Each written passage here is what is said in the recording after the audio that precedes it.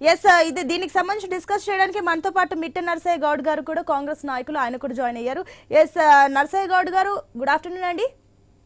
Good afternoon madam. S Narasayya Goud garu, ఇప్పుడు case KTR విషయంలో case చూస్తుంటే అటు హైకోర్టులో క్వాష్ పిటిషన్ కొట్టేయడం జరిగింది, మరోపక్క అటు సుప్రీంకోర్టులో అప్పీల్ చేయడానికి అటు బీఆర్ఎస్ నేతలు కానివ్వండి అటు సీనియర్ లాయర్లతో భేటీ అయ్యి అండ్ సుప్రీంకోర్టుకు వెళ్ళడానికి కూడా సిద్ధమవుతున్నట్లు తెలుస్తుంది. ఏంటి వారేమో అసలు ఇదంతా కూడా ప్రభుత్వం కక్ష సాధింపు చర్యల్లో భాగంగానే చేస్తుందంటూ కూడా కమెంట్స్ వినిపిస్తున్నాయి బీఆర్ఎస్ నుంచి. సో ఏమంటారు దీనిపైన? మేడం, ముందుగా మీకు ప్యానెల్లో ఉన్న పెద్దలకు వ్యూవర్స్ కు నమస్కారం. ఇప్పుడు ఇంతకు ముందు కేటీఆర్ గారు ఇది ఒక లొటపీస్ కేసు అని తీసి అల్కగా తీసుకున్నట్టుగా మాట్లాడిండు. నేనేమంటున్నా, ఇంతకు ముందు బుకాయించారు కానీ ఇప్పుడు హైకోర్టు కూడా ఇందులో వాస్తవాలు ఉన్నాయి అని చెప్పి ఈయన క్వాష్ పిటిషన్ కొట్టేసిరు.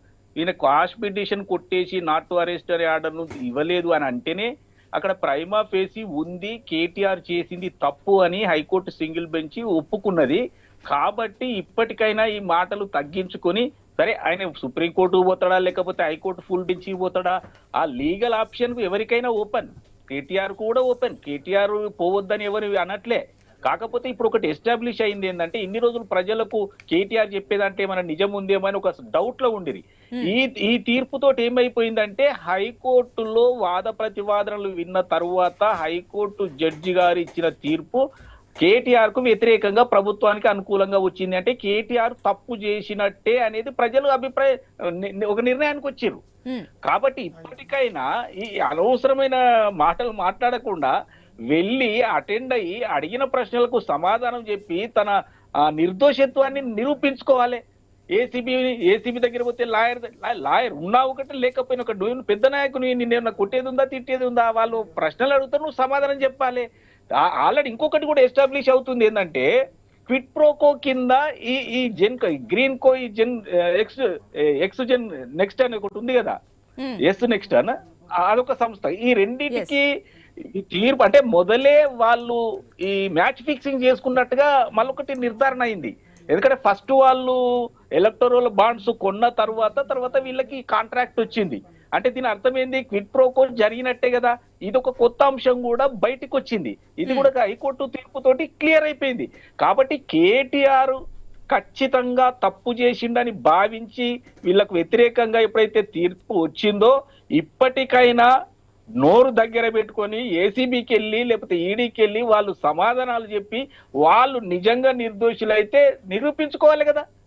ఇలా ప్రజలలో ఏదో విప్లవం తీసుకొస్తాం, అందరూ వచ్చి నన్ను కాపాడతారంటే ఎవరు కాపాడతారండి?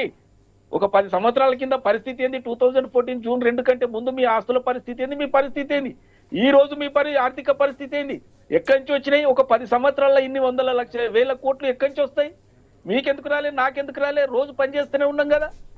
కాబట్టి ఇవన్నీ బుకాయింపు మాటలు మానుకొని ఇవాళ సంస్థలకు ఏదైతే విచారణ సంస్థలు ఉన్నాయో వాటి ముందు కూర్చొని వాళ్ళ ప్రశ్నలకు సమాధానాలు చెప్తే మంచిది. లేదు నేను హైకోర్టు ఫుల్ బెంచ్ పోతా లేకపోతే సుప్రీంకోర్టు పోతా అంటే మీ ఇష్టం, మీరు ఆప్షన్ ఓపెన్.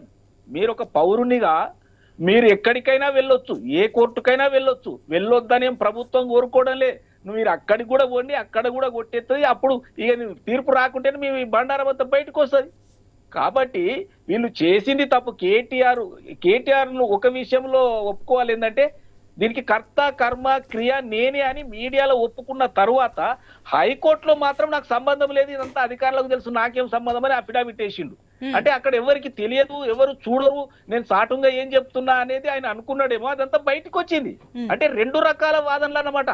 మీడియా ముందటనేమో పెద్దగా పోజ్ ఇచ్చేసి నేనే ఇచ్చినా, నేనే చెప్పినా, మంత్రిగా ఆదేశించిన దానికి కర్త నేనే, కర్మ నేనే, క్రియన్ నేనే, హైదరాబాద్ ఇమేజ్ పెంచడానికి నేను చేసినని చెప్పినటువంటి కేటీఆర్ గారు హైకోర్టుకు పోయిన తర్వాత మాత్రం దానికి పూర్తిగా వ్యతిరేకమైన అఫిడవిట్ సమర్పించడంలోనే ఆయన 2 నాలుకల ధోరణి ఉంది. ఆయన తప్పు చేసిందని నిర్ధారణ మనకు రావచ్చు.